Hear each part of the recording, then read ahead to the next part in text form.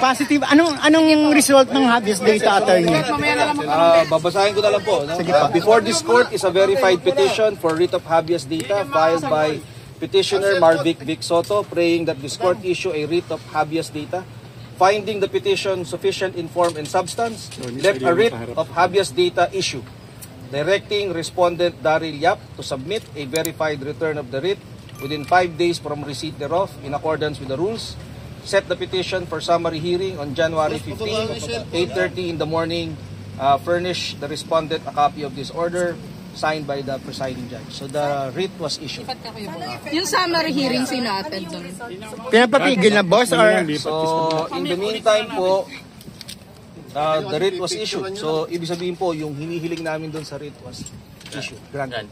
Lipat ka, Kuya Boy. Ano pong kailangan gawin ni Daryl? Mag-counter affidavit po siya? Muna lahat ng mga postings, etc. In the meantime, pinapasagot siya doon sa aming reklamo. Attorney, sinong... Take down na po. Wala pa ho mismo yung kopya ng writ. Order pa lang po yung hawak namin. Doon po sa writ, naka-enumerate po ano yung mga bawal. So message sir sa mga maaaring mag-share pa po, meron na pong order ang korte. Opo, caution lang po sa lahat na ang usapin tungkol sa umano'y pelikulang The Rape of Pepsi Paloma ay subject na po ng paglilitis sa korte at may utos na po ang korte sa writ of habeas data na ito ay lumalabag sa karapatan ng aming kliyente kung kaya't pansamantala ay ginarant ang habeas data.